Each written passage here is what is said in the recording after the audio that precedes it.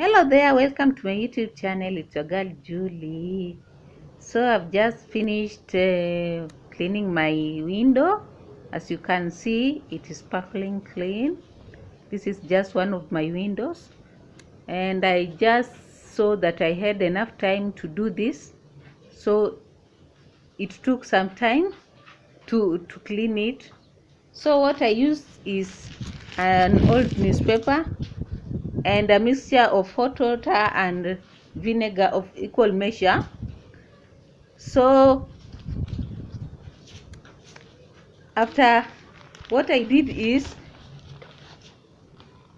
I spread the window down and hit it with this newspaper, and then I began in a circular pattern to clean off all the spots. Then I switched to the vertical and horizontal strokes until all the water was dissipated. So since this window is clean, I'll not repeat the procedure.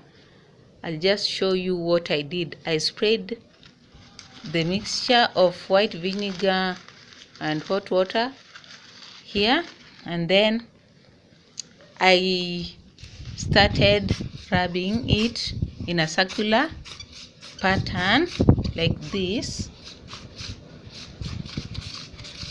for some time, and then later I started the vertical strokes